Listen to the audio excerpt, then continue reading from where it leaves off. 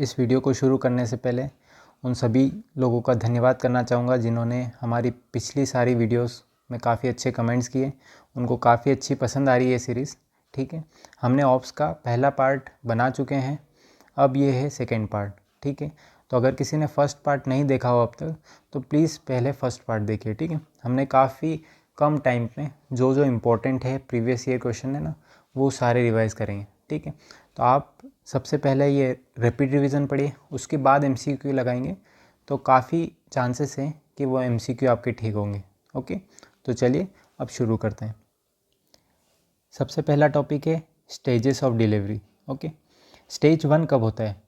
जैसे ही contraction start हुआ तब तक, या फर्स्ट सेंटीमीटर 10 सेंटीमीटर डायलिटेशन तक। ठीक है, कॉन्ट्रैक्शन स्टार्ट होने से 10 सेंटीमीटर सर्वाइकल डायलिटेशन से। ठीक है, फुल डायलेशन से डिलीवरी के वक्त सेकंड स्टेज, डिलीवरी से प्लेसेंटा डिलीवरी तक थर्ड स्टेज, और फोर्थ स्टेज ऑब्जर्वेशन पीरियड। ठीक है, इसी में सेकंड स्टेज में क्या होता है, जब फुल डायलिटेशन से डिलीवरी में होते हैं ना, तो उसमें दो phase, active and latent. 4 centimetre तक लेटेंट होता है जो स्लो चलता है। ठीक है, 4 सेंटीमीटर बाद वो एक्टिव फेज़ में कन्वर्ट हो जाता है, उसके बाद काफ़ी जल्दी डिलीवरी होती है। ठीक है, और लेटेंट फेज़ मोस्टली 8 आवर का होता है क्योंकि लंबा होता है। ठीक है, अब मूवमेंट ड्यूरिंग लेबर, अभी तक तो ये सीक्वेंस पूछी नहीं है, पर हो सकता है कि आपसे पूछ ले। ठीक है, तो इसीलिए एक बार सीक्वेंस आपको याद करनी है। पहले इंगेज होगा, देन डिसेंड होगा, फ्लेक्शन होगा, इंटरनल रोटेशन होगा, एक्सटेंशन होगा, एक्सटर्नल रोटेशन होगा, एंड देन एक्सपल्शन होगा। ठीक है, अब आते हैं ब्रीच प्रेजेंटेशन की बात। ब्रीच प्रेजेंटेशन को हम सिफेलिक प्रेजेंटेशन में कन्वर्ट कर सकते हैं। कब करेंगे? 36 या 37 वीक्स में। ठीक है, by external cephalic version. Okay, ये याद रखना है, टाइमिंग आपको याद रखना है।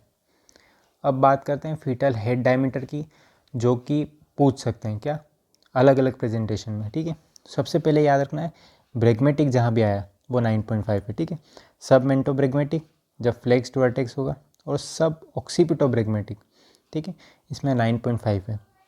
ठीक है, फेस में सब मेंटो ब्रेगमेटिक है, एंड देन फ्लेक्स वर्टेक्स में है सब ऑक्सीपिटो ब्रेगमेटिक। मेंटो वर्टिकल जब रो प्रेजेंट होगा सबसे ज़्यादा होगा। ठीक है, 14 सेंटीमीटर का। ठीक है, सब ऑक्सीपिटो फ्रंटल कब होगा? जब पार्शली डिफ्लेक्स वर्टेक्स होगा। ठीक है, ऑक्सीपिटो फ्रंटल 11.5 होगा। ठीक है, तो ये डिस्टेंस आपको याद रखनी है। इसके बाद आपको पेल्विक इनलेट का याद रखना है। ठीक है, 11, 12, 13। 13 इज ट्रांसवर्स जो कि सबसे लंबा है, एंटीरियर पोस्टीरियर कितना सबसे कम है 11। ठीक है, और ओब्लिक जो कि 12 है। ठीक है, ये याद रखना है। बाकी आउटलेट और कैविटी है, और आउटलेट का मुझे नहीं लगता पूछेंगे, पर कैविटी का 12, 12, 12 है, और पेल्विक आउटलेट का 11, 12, 13 ऐसे सीक्वेंस में याद कर सकते हैं। ठीक है, जो पूछ सकते हैं वो ये है एनाटोमिकल कॉन्जुगेट और ट्रू कॉन्जुगेट की डिस्टेंस कितनी है? 11 सेंटीमीटर की, ये 11 सेंट ट्रू कॉन्जुगेट। ठीक है, ऑब्स्टेट्रिक्स कॉन्जुगेट कितना? 10 का, डायगनल 12 का। ठीक है, अब बात करते हैं टाइप ऑफ पेल्विस की। ठीक है, गायनेकोइड पेल्विस जो होता है वो नॉर्मली होता है ना, वो तो आपको याद रहना चाहिए, नाम याद रखना है। एंड्रॉइड पेल्विस होता है, उसमें क्या हो सकता है? डीप ट्रांसवर्स अरेस्ट हो सकता है। ठीक है, ऑक्सीपिटो पोस्टीरियर में रहेगा, रोटेट करके ऑक्सीपिटो ट्रांसवर्स में आ जाएगा। ठीक है, एंथ्रोपॉइड पेल्विस की बात करें तो इसमें फेस टू प्यूबिस डिलीवरी होती है। ठीक है, आपको सिर्फ स्पेसिफिक याद रखना है किस पेल्विस में क्या क्या चांसेस हो सकते हैं। ठीक है, प्लेटिपॉइड पेल्विस में फेस प्रेजेंटेशन मिल सकता है। ठीक है, नॉर्मली ऑक्सीपिटो इंटीरियर होता है, सब ऑक्सीपिटो ब्रेगमेटिक 9.5 होता है, वेजाइनल डिलीवरी बाय एक्सटेंशन होता है, ये नॉर्मल है। ठीक है, अब बात करते हैं ब्रीच प्रेजेंटेशन की। ब्रीच में हमें 3 टाइप के ब्रीच मिलते हैं, frank breech, complete breach, footling breach. ये याद रखना है आपको। फ्रैंक मतलब एक्सटेंडेड ब्रीच है, ये जो है ना एक्सटेंडेड है, बोथ लेकर एक्सटेंडेड। ठीक है, ईजीएस्ट डिलीवरी। ठीक है, कंप्लीट ब्रीच में क्या होगा? बोथ लेकर flexed bothly can also be deliver. ठीक है, अब इसमें 1 लेग फ्लेक्स या अदर इज एक्सटेंडेड आउट है फुटलिंग ब्रीच में। ठीक है, इसके लिए हम सी सेक्शन करेंगे। जब भी आप देखो ना ब्रीच, अगर दोनों पैर बाहर आ रहे तो ठीक है, करवा सकते हैं डिलीवरी, अगर एक पैर बाहर आ रहा है तो कभी नहीं करवानी, सी सेक्शन में जाएगा। ठीक है, अब ये हेड डिलीवर करने के कुछ मेन्यूअर्स है जो आपको फ़ोटो याद करने हैं। Burns Marshall manoeuvre.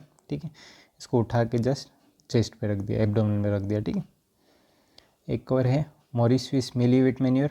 ठीक है, नीचे से ऊपर से होल्ड करके ठीक है, होल्ड करके निकालना है। फिर है पीनट्स मैन्योर, जो कि लेग, एक्सटेंडेड लेग को निकालने में मदद करता है। ठीक है, तो आपको बस फ़ोटो या नाम याद रखना है, इतना डिटेल में नहीं पूछेंगे, बस नाम या फ़ोटोज़ पूछेंगे। ठीक है, जो सबसे ज़्यादा इंपॉर्टेंट है वो है कैपेट और सिफेलिमेटोमा। ठीक है, कैपेट सूचर लाइन क्रॉस कर जाएगा, सॉफ्ट टिश्यू का एडिमा है, बर्थ के टाइम पे प्रेजेंट होगा, 48 घंटे में चला जाएगा। ठीक है, सिफेलिमेटोमा पेरियोस्टियल लेयर, मतलब बोन की जो लेयर है ना उसके नीचे, इसीलिए सूचर लाइन क्रॉस नहीं करेगा, और ये बर्थ के थोड़ी देर बाद आता है और काफ़ी दिनों तक रहता है। ठीक है, और सिफेलिमेटोमा की वजह से ही नियोनेटल जॉन्डिस हो सकता है। ठीक है, एक्स्ट्रा पॉइंट है, आपको याद रखना है। बिशप स्कोर पूछते हैं ना, ठीक है, तो आपको इसके लिए ट्रिक तो नहीं है, चीज़ें याद रखनी है आपको। ठीक है, 0, 1, 3, 4 डायलिटेशन अगर क्लोज्ड है, 1 to 2 है, 3, 4, 5, हाँ। लेंथ है, इफेसमेंट याद रखना आप 0 से 30, क्योंकि इफेसमेंट पूछा था तो इफेसमेंट वाला याद रखना। Consistency firm, medium, soft. ठीक है, position posterior, medial, anterior. Head station -3, -2, -1, 0, +2। ठीक है, तो बिशप स्कोर की आपको स्कोरिंग पूछ सकते हैं ना। इंडक्शन कैसे करते हैं, अगर लेबर काफ़ी देर हो गए, इंड्यूस करना हो तो हम ऑक्सीटोसिन यूज़ कर सकते हैं। ठीक है, मीज़ोप्रोस्टल PGE1 यूज़ कर सकते हैं, डायनाप्रोस्ट PGE2 यूज़ कर सकते हैं। ठीक है, ऑक्सीटोसिन का जो पोस्टपार्टम हेमरेज के लिए होता है 10 यूनिट से ऊपर, वो ऐसे इतना डोज नहीं देना, कम डोज है ना। ठीक है, मिफेप्रिस्टन। ठीक है, स्ट्रिपिंग ऑफ मेम्ब्रेन भी कर सकते हैं, जिसको फर्ग्यूसन रिफ्लेक्स या फीटल इजेक्शन रिफ्लेक्स भी बोलते हैं सर्जिकल में। ठीक है, तो आपको नाम याद रखना है। एपी देते हैं, एपिसियोटोमी, ठीक है, सॉरी, एपिसियोटोमी लेटरल होती है, मीडियन होती है। ठीक है, लेटरल मोस्टली हम अवॉइड करते हैं, मीडियो लेटरल जो है वो मोस्ट कॉमनली हम यही देते हैं। ठीक है, मीडियन पूछा क्या है इसमें, कौन कौन से सूचर, कौन कौन से मसल्स कट होंगे। ठीक है, skin, subcutaneous tissue, superficial and deep transverse perineal muscle, bulbospongiosus, levator ani, transverse perineal branch of pudendal vessel and nerve, ये इन्वॉल्व होती है। ठीक है, पोस्टीरियर वेजनल नर्व, तो ये तो आपको याद ही रखना है, क्योंकि क्वेश्चन पूछ चुके हैं, तो आपको ये स्क्रीनशॉट ले लीजिए, भले याद अभी नहीं हुआ तो आपको बाद में याद करना है। ठीक है, अब प्रीवियस ईयर क्वेश्चन की बात करते हैं। कंप्लीट पेरिनियल टीयर है अगर, तो उसको हम रिपेयर करेंगे after 3 months if delayed beyond 24 hours। ठीक है, क्वेश्चन आया है, episiotomy extend posteriorly beyond perineal body will injure external anal sphincter. ठीक है, ये भी क्वेश्चन आ चुका है। Supine with wedge under right hip in the correct position for the patient on the OT table underlying C-section is to prevent compression of IVC and prevent hypoxia to fetus। Okay, क्यों position क्यों है वो पूछ रखा है, तो ये याद रखना है आपको। इन्फेक्शन की बात करें हम, तो कंजेनिटल वेरिसेला सिंड्रोम की हाईएस्ट रिस्क होता है 13 to 20 वीक्स, इसीलिए मैंने ये ऐड किया, क्योंकि एम्स में शायद क्वेश्चन पूछा है इसलिए, वरना वेरिसेला सिंड्रोम इतना इंपॉर्टेंट नहीं है। ठीक है, क्लिनिकल फीचर में एक चीज़ याद रखनी है, लिम्फ हाइपोप्लेजिया अगर आए ना तो आपको वेरिसेला सिंड्रोम करना है। ठीक है, congenital rubella syndrome is important, CDC trick याद रखना है, कैटरेक्ट डिफेक्ट और कंजेनिटल हार्ट डिजीज। ठीक है, जीका वायरस के ऊपर भी क्वेश्चन पूछा गया है इसलिए ऐड है। फर्स्ट मॉस्किटो बोर्न टेराटोजन है, एडीज होता है, वायरस फ्लेविविरिडी का है। ठीक है, सेक्सुअली ट्रांसमिशन भी होता है। न्यूरोलॉजिकल में क्या है, गुलियन बेरो सिंड्रोम मिल सकता है। कंजेनाइटल जीका सिंड्रोम में माइक्रोसिफेली लिसेंसिफेली मिलेगा। ठीक है, ये पूछा है इसलिए ऐड किया है। टॉक्सोप्लाज्मोसिस में इंट्राक्रेनियल कैल्सिफिकेशन याद रखना है आपको, कभी पूछ सकते हैं।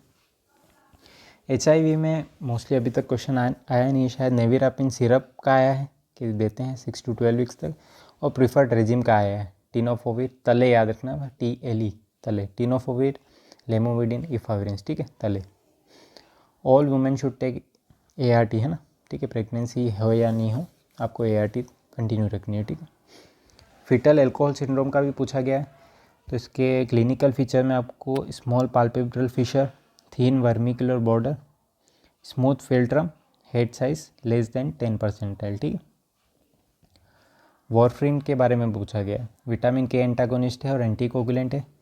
6 to 9 वीक अगर एक्सपोज करते हैं तो वॉरफ्रीन एम्ब्रियोपैथी हो सकती है, नेज़ल हाइपोप्लेजिया हो सकता है, डिप्रेशन ऑफ नेज़ल ब्रीज हो सकता है। ठीक है, हमें वॉरफ्रीन स्टॉप करनी है। ठीक है, लेबर के टाइम पे। ओके, क्यों? क्योंकि ये हाफ लाइन लंबा है इसका, अगर 5 दिन पहले भी लिए ना तो उसका असर है तो ज़्यादा ब्लड लॉस हो सकता है एंटीकोगुलेंट है, ठीक है। इसीलिए हम शिफ्ट कर जाते हैं लो मोलिकुलर वेट हिपेरिन पे, ठीक है, लास्ट ट्राइमेस्टर में, ठीक है, 10 आवर्स, ठीक है। तो ये याद रखना आपको। फिर बात करते हैं एनीमिया प्रेगनेंसी में, ठीक है। 1000 बोलने में कभी कभी मिस्टेक हो जाती है, ठीक है, माफ़ करिएगा इसमें। गजोलिस फार्मूला याद रखना है डोजेस कैलकुलेशन के लिए, जो कि 2.4 weight into target haemoglobin plus 500 है। ओके, अभी तक कोई क्वेश्चन पूछा नहीं है ना फार्मूला के ऊपर ना आयरन सुक्रोज के ऊपर, पर मुझे लगता है कि इंपॉर्टेंट है प्रैक्टिकल के लिए भी, तो पूछ सकते हैं कभी, ठीक है। आयरन सुक्रोज की 5 ml की वाइल है जिसमें 20 mg पर ml होता है, ठीक है। हम इन्फ्यूज़न कितना करते हैं? 200 mg एक डोज में यूज़ करते हैं, 100 ml NS में मिलाते हैं और 20 से 30 मिनट में उसको डिलीवरी करते हैं, ठीक है। एनाफाइलेक्सिस के कम चांसेस होते हैं आयरन सुक्रोज में, ठीक है, सबसे कम 3 से 5 डोज देने, बस अल्टरनेट दे देते हैं, ठीक है। 600 mg एक हफ्ते में ज़्यादा नहीं होना चाहिए और 1000 mg एक सिंगल प्रेगनेंसी में ज़्यादा नहीं होना चाहिए, ठीक है। फेरिक कार्बोक्सीमेल्टोस का भी पूछ सकते हैं। मोस्टली हम गवर्नमेंट में आयरन सुक्रोज ही यूज़ कर रहे हैं, ठीक है। FCM की बात करें हम तो 10 ml में 500 होता है, 20 ml में 1000 होता है। IV इन्फ्यूज़न इसका भी सेम देना चाहिए, 15 मिनट में दे सकते हैं, ठीक है, सिंगल डोज, ठीक है। अगर फिर रिक्वायरमेंट हो तो 14 डेज़ या उसके बाद लेना है ना, ठीक है। Drug of choice for vomiting in pregnancy is doxylamine and pyridoxine, ये तो आपको पता होगी, ठीक है। HCG structurally and functionally similar to LH, ठीक है, ये भी क्वेश्चन पूछा गया। अब हम आते हैं अबॉर्शन के ऊपर। जेस्टेशनल एज लिमिट अब बढ़ा दी है, पहले 20 थी, अब 24 वीक कर दी है रेप सर्वाइवल के लिए, और फीटल एबनॉर्मलिटी के लिए मोर देन 24 कभी भी कर सकते हैं अगर फीटल एबनॉर्मलिटी है ना, ठीक है। 1 रजिस्टर मेडिकल प्रैक्टिशनर रिक्वायर्ड है 20 हफ्ते तक, 20 से 24 तक 2, और मेडिकल बोर्ड की अप्रूवल चाहिए अगर 24 के बाद आप के करते हैं, ठीक है। पहले इम्प्रिजनमेंट नहीं था, अब इम्प्रिजनमेंट भी है 1 साल का, ठीक है। MTP एक्ट 2021 में जो चेंज हुआ ना उसके लिए, ठीक है। अबॉर्शन की कॉज क्या हो सकते हैं ये पूछा है। फर्स्ट ट्राइमेस्टर में क्रोमोसोमल एबनॉर्मलिटी मिलती है, सेकेंड में एनाटॉमिकल, ठीक है। रिकरेंट प्रेगनेंसी लॉस है अगर 3 से, तो कॉज हो सकता है क्रोमोसोमल, एनाटॉमिकल हो सकता है मुलेरियन डिफेक्ट, शॉर्ट सर्विस और एप्ला, है ना, इंपॉर्टेंट एप्ला है, ठीक है। शॉर्ट सर्विस 2.5, ठीक है, इनसर्कुलाइज करते हैं, इसका टाइम पूछा है 12 हफ्ते और 37 हफ्ते, ठीक है। अप्लाई कब करेंगे, रिमूवर कब करेंगे, सर्कुलाज, ठीक है। शॉर्ट सर्विस की तरह हम सूचर करते हैं ना सर्विक्स को, उसको सर्कुलाज बोलते हैं, ठीक है। मैकडोनल्ड इनसर्कुलाज का फोटो देख लेना आप, ठीक है, तो पूछ सकते हैं। इंपॉर्टेंट है antiphospholipid antibody syndrome, clinical criteria AIIMS में पूछा है तो हो सकता है नीट भी इस बार पूछ लें। Incidence of venous and arterial thrombosis, ठीक है। 1 और more morphological normal baby lost after 10 weeks, ठीक है। More than 3 consecutive abortion of 10 weeks और प्री मेच्योर बर्थ, ठीक है, लेस देन 34 वीक, या फिर लैब क्राइटेरिया में anticardiolipin antibody and lupus anticoagulant, ठीक है। एक कोई सा भी, कितने हो गए, 4 हो गए ना, तो उसमें से एक और एक लैब में से, ठीक है, डायग्नोसिस के लिए आपको चाहिए। एन एम्ब्रियोनिक अगर जेस्टेशनल है तो आपको ब्लाइटेड ओवम मिलेगा, ठीक है, ये पूछ रखा है शायद किसी के टेस्ट में ही पूछा था, ऐसे एम्स वगैरह में नहीं आया, ठीक है। ड्रग याद करनी है आपको, तो मीफेप्रिस्टोन देते हैं 200 mg ओरली और 24 घंटे बाद मिसोप्रोस्टोल देते हैं 200 वाली 4 टैबलेट इंट्राविजाइनली रखते हैं, ठीक है। मैनुअल वैक्यूम एस्पिरेशन के बारे में पूछा गया दोस्तों, 12 हफ्ते तक करते हैं, कैपेसिटी 60 ml है, कार्मेंस कैन्यूला अटैच्ड होता है MVS सिरिंज के साथ, और OPD सेटिंग पे कर सकते हैं पैरा सर्वाइकल ब्लॉक के साथ, ठीक है। तो ये याद रखना है, प्रीवियस ईयर क्वेश्चन है। अब आते हैं हम physiological changes in pregnancy. Cervical में चैडविक एंड गुडेल साइन याद रखना है, bluish and softening of cervix, इसके साथ हैगर साइन भी है जो कि फिंगर्स अगर फील करेंगे तो दोनों फील होते हैं ना, वो वाला अगर फोटो देते हैं तो आपको ध्यान रखना है हैगर्स का भी, ठीक है। ब्रेस्ट में निप्पल्स लार्ज हो जाएंगे, पिगमेंटेड होंगे, कोलेस्ट्रम 3rd ट्राइमेस्टर से सिक्रेट होना start, gland of Montgomery start to appear, ठीक है।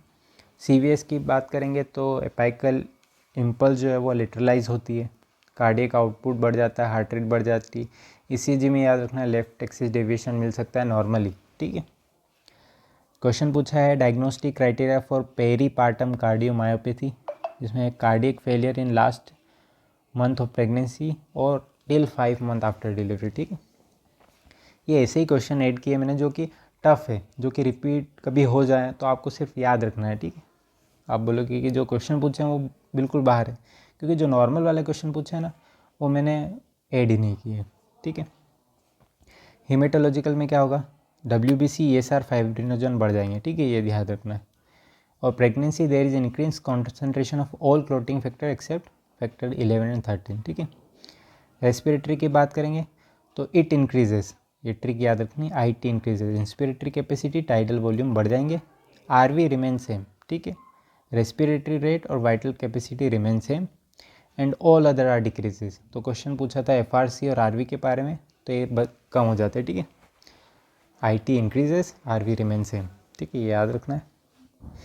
इंडोक्राइन की बात करें हम तो TSH बढ़ जाता है और बाइंडिंग ग्लोबुलिन्स बढ़ जाती है T3 पर, फ्री T3 और T4 अनचेंज रहते हैं, ये याद रखना है। ठीक है, एक्यूट फैटी लीवर के बारे में पूछा गया है। ठीक है, कि थर्ड ट्राइमेस्टर में अगर एक्यूट येलो ट्रॉफी या एक्यूट मेटामॉर्फिज्म, जॉन्डिस और सडनली दिखे तो आपको इसका ट्रीटमेंट क्या टर्मिनेट करनी है प्रेगनेंसी को। ठीक है, साइकेट्री का पूछेंगे नहीं, psychiatric blues, depression and postpartum blues, postpartum depression, postpartum साइकोसिस। साइकोसिस में हमेशा आपको या डिल्यूजन और हेल्यूसिनेशन की कुछ दिया हो ना उसमें। ठीक है, आवाज़ें सुनाई दे रही है, कुछ दिख रहा है। ठीक है, तो वो हम साइकोसिस में चले जाएंगे। डिप्रेशन के क्राइटेरिया याद रखना है आपको 7। ठीक है, उसके हिसाब से आप डिप्रेशन इसको कंसिडर कर सकते हो। और ब्लूज़ नॉर्मली माइल्ड है ना, इरिटेबल हो गई, क्यों होता है, प्रोजेस्टेरोन लॉस होने के कारण। ठीक है, लोकिया, रूब्रा, सिरोसा और अल्बा सिक्रेशंस याद रखने।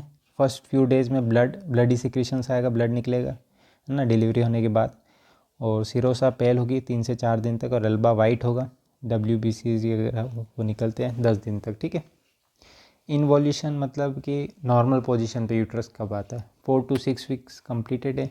अब 4 और 6 में कन्फ्यूज़न काफ़ी, मोस्टली हम प्रीफर करेंगे 6, पर कहीं कहीं 4 भी दे रखा है। ठीक है, best method to calculate gestational age, first trimester में क्या होता है, क्राउन ट्रम्प लेंथ, सेकेंड में बाइपेराइटल डायमीटर, थर्ड में फीमर लेंथ। ठीक है, तो ये याद रखना है।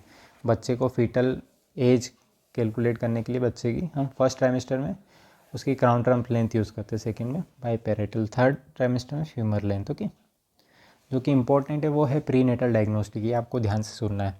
ओके, फर्स्ट ट्राइमेस्टर में क्या क्या करते हैं, नकल ट्रांसलेंसी देख सकते हैं, अगर 1 से 1.4 है तो नॉर्मल है। ठीक है, उससे ऊपर है तो क्रोमोसोमल एबनॉर्मलिटी हो सकती है, डाउन या और भी कुछ। ठीक है, USG एनेंसेफेली के लिए कर सकते हैं। बायोमार्कर्स में हम सिर्फ 2 ही कर सकते हैं, HCG एंड PAPPA। ठीक है, जो कि डाउन सिंड्रोम में 1 बढ़ जाएगा, 1 कम हो जाएगा। ठीक है, क्रोनिक वीनी सैम्पलिंग कर सकते हैं 10 से 12 में, वहाँ से विनस सैंपल लिया, उसका कैरियोटाइपिंग करा और जेनेटिक एग्जामिनेशन किया, उसके हिसाब से आप पता लगा सकते हैं डाउन है या नहीं। ठीक है, अगर 10 हफ्ते से पहले करते हैं ना तो लिम्ब रिडक्शन डिफेक्ट, मतलब कुछ पार्ट्स बनते ही नहीं है। ठीक है, 2% चांस फिर भी है अबॉर्शन के CVS में।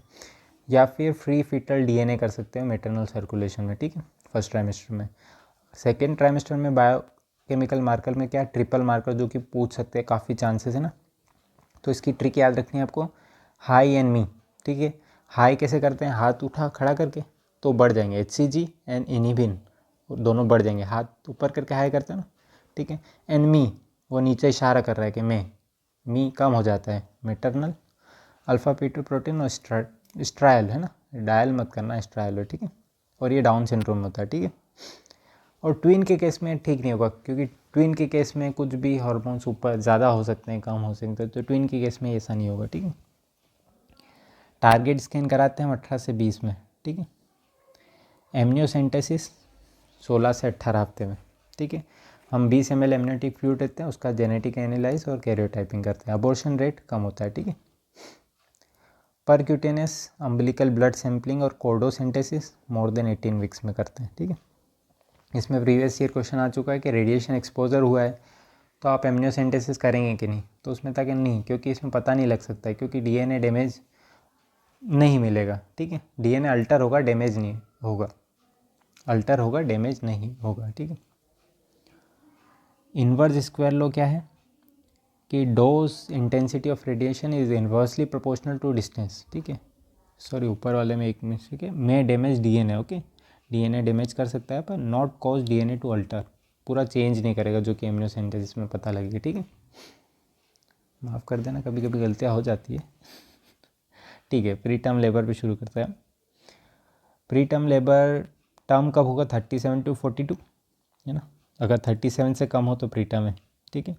यूट्राइन कॉन्ट्रैक्शन इन प्री टर्म की बात करें हम, तो कॉन्ट्रैक्शन अगर प्री टर्म है तो कैसे पता चलेगा कि वही वाले कॉन्ट्रैक्शन है, तो हर 1 घंटे में अगर 8 बार हो, हर 20 मिनट में 4 बार कॉन्ट्रैक्शन हो, सर्वाइकल डायलेटेशन 1 सेंटीमीटर और रिफेसमेंट मोर देन 80 हो ना, तो ये स्पेसिफिकली याद करना है, पूछा है प्रीवियस ईयर क्वेश्चन, हाईलाइट कर रखा है, ठीक है मैंने। फीटल फाइब्रोनेक्टिन हम देखते हैं, मोस्टली वेजाइनल सिक्रेशन में 22 से 37 हफ्तों तक ही फीटल फाइब्रोनेक्टिन दिखता है। अगर उस बीच भी आपको दिख जाए ना, तो इसका मतलब है there is high chance of preterm labour, ठीक है। अगर इसकी ट्रीटमेंट की बात करें तो पहले तो आरडीएस प्रिवेंट करने के लिए हम स्टेरॉइड देते हैं, तो इनका डोज याद रखना है। बीटा से आप ये ऐसे ट्रीट करना, 20 से बाई मतलब दो डोजेस लगेंगे। 24 अपने को करना है तो 12 के 2 लगा देंगे हर 24 घंटे में, ठीक है। डेक्सा के भी 24 करने हैं, पर 6 mg का आता है तो 4 डोज लगाएं हर 12 घंटे में, ठीक है। तो ये तो आपको याद रखना है। या फिर आर्टिफिशियल सर्फेक्टेंट भी बेबी को दे सकते हैं, ठीक है। टोकोलाइसिस अगर लेटेंट फेज में है ना, डायलेटेशन इतना नहीं है, तब टोकोलाइटिंग काम करेगा। अगर 4 से ऊपर डायलेटेशन होगा, आप कितने भी टोकोलाइटिक्स यूज़ कर लो, कुछ काम का नहीं है, ठीक है। हम 4 से 6 दिन पोस्टपोन कर सकते हैं टोकोलाइटिक से, ठीक है। उस बीच हम स्टेरॉइड से उसका लंग मैच्योरिटी कर सकते हैं, ठीक है। क्या क्या आइसोक्सिप्रिन है, बीटा एगोनिस्ट, निफेडिपिन जो कि फर्स्ट लाइन है ना, 30 mg की टेबलेट आती है, उसके बाद मेंटेनेंस के लिए 20 mg यूज़ करते हैं हम। फिर है MgSO4 जो कि न्यूरो प्रोटेक्टिव एक्शन भी है। अटोसिबाम का क्वेश्चन आ चुका है, नहीं फार्मा के रिलेटेड आता है, पर यहाँ पे आपको ध्यान रखना है, ऑक्सीटोसिन एंटागोनिस्ट है, ओके। डेजोक्साइड एंटी हाइपरटेंसिव ड्रग है, यूज़ करते हैं इसमें भी। Important is असिस्टमेंट of lung maturity, ठीक है। लंग मेच्योरिटी असिस्ट करने के लिए आपको लेसिथिन स्फिंगोलाइसिन रेशो 2:1 होना चाहिए। और अगर फॉस्फेटाइल ग्लिसरॉल आपको दिख रहा है उसमें, इसका मतलब है कि वो सर्फेक्टेंट मैच्योर हो गया, क्योंकि पहले कोलिन बनता है फॉस्फेटाइडिल, उसके बाद ग्लिसरॉल बनता है, ठीक है। तो कोलिन पूरा बनने के बाद आफ्टर दिस फॉस्फेटाइडिल ग्लिसरॉल बन रहा है, इसका मतलब कोलिन बन चुका है अगर ग्लिसरॉल प्रेजेंट है, ठीक है। शेक टेस्ट करते हो, नाइल ब्लू सल्फेट टेस्ट, इसमें अगर ऑरेंज दिखेगा ना तो लंग मैच्योर है, ठीक है। एक है nitrazine paper test. Premature rupture of membrane में क्या होता है, कभी कभी हम कंफ्यूज होते हैं हुई कि नहीं हुई, तो आप टेस्ट लगा सकते हो, ठीक है, इस पेपर टेस्ट की जगह। अगर ब्लू हो जाए ना वो, तो ये अल्कलाइन है और एमनियोटिक फ्लूइड आ गया है, ठीक है। अगर दूसरा कलर चेंज हो, दूसरा हो, तो उसमें एसिडिक होगा, और वो एसिडिक वेजाइनल सिक्रेशंस भी होते हैं, ठीक है। फीटल सर्कुलेशन के बारे में इतना क्वेश्चन मोस्टली ये आया है कि 2 आर्टरी 1 वेन है, इसमें मोस्टली कंफ्यूज हो जाओगे, ठीक है। एमनियोटिक फ्लूइड कलरलेस होगा, पेल येलो तक चला जा सकता है। Cloudy with white specs AIIMS में क्वेश्चन आ चुका है, रिपीट दे सकते हैं, ठीक है। ग्रीन किस में मिलेगा, मिकोनियम स्टेनिंग में, टबेको आईयूडी में मिलेगा, गोल्डन आरएच आइसो इम्यूनाइजेशन में मिलेगा, ठीक है।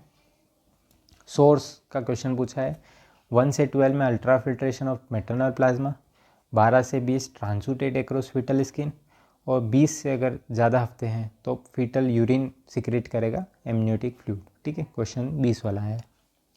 अम्बिलिकल कॉर्ड प्रोलेप्स, तो आपको इमीडिएटली जैसे ही दिखे ओटी में इसकी डिलीवरी करवानी है, टच नहीं करना कोर्ड का, वैसोस्पाज्म में जा सकती है, ठीक है। ब्लेडर फिल करते हैं ताकि प्रेजेंटिंग पार्ट थोड़े से ऊपर हो, ठीक है। शोल्डर डिस्टोशिया के बारे में आया नहीं, पर इनके मेन्यूअर आपको याद रखना है ना। सुप्रा प्यूबिक प्रेशर देते हैं ना, तो उसको बोलते हैं Rubin's. Hyperflexion and abduction of hip में क्या बोलते हैं उसको, रॉबर्ट। और वुड क्रॉस स्क्रू, ठीक है। और इन सब को मिला के जेरकिन्स मेन्यूअर भी बोलते हैं, ठीक है। अब बात आते हैं हम प्रीवियस ईयर क्वेश्चन। ये यहाँ पे हमारा पूरा ऑप्स कंप्लीट हो गया है। आपको बिल्कुल ये सीरीज़ अच्छी लग रही हो तो प्लीज़ मुझे एक कंट्रीब्यूट कर सकते हैं थ्रू अ सुपर थिंग्स, ठीक है। ये मेरे लिए काफ़ी अच्छी होगी, ठीक है, ताकि आगे काम करने का, वीडियो का बनाने का थोड़ा सा प्रोत्साहन मिलता है, ठीक है। प्रीवियस ईयर क्वेश्चन पे आते हैं हम। प्रोलेक्टिन हार्मोन इंक्रीज़ हो जाता है पार्चुरेशन के पहले, ठीक है। एक प्रीवियस ईयर क्वेश्चन है, एज इट इज़ याद रखना है। Brachial plexus facial nerve injury है, birth injury most common. Dicloxacillin first line treatment है मेस्टाइटिस के लिए। फेनिटोइन फीटल हाइडिटम सिंड्रोम हो सकता है। डबल ब्लेब साइन अगर यूएसबी में दिखे तो एक योक्सेक एक एमनियन होगा। मिल्क सप्रेशन ड्यूरिंग प्रेगनेंसी होती है क्योंकि एस्ट्रोजन प्रोजेस्टेरोन बढ़ जाते हैं। नॉन इम्यून हाइड्रोप्स आपको parvo, HSV, CMV, rubella, syphilis में मिलेंगे। S3 heart sound is normal in pregnancy, ठीक है। तो यहाँ पे हम पूरा ऑप्स कंप्लीट कर चुके हैं आपके लिए, ठीक है। गायनी ऑप्स सर्जरी, ठीक है। पीडिया थोड़ा अच्छे से नहीं हो पाएगा, मैं भी ये सब होने के बाद पीडिया फिर से बनाऊँ। इसके बाद हम स्टार्ट करेंगे मेडिसिन, ठीक है। कंटिन्यूसली हम पूरे 19 सब्जेक्ट रिवाइज़ करेंगे। होप कि आप सभी को ये पसंद आए। अगर पसंद आए तो आप मुझे कंट्रीब्यूट कर सकते हैं सुपर थैंक्स के ज़रिए, ठीक है। बिकॉज यूट्यूब में कोई अर्निंग नहीं है क्योंकि इतना मैं टाइम लगा रहा हूँ, ठीक है। तो आप कंट्रीब्यूट कर सकते हैं। मैं चाहूँगा कि जल्द से जल्द आपको सारे वीडियो मिले, ठीक है। Thank you.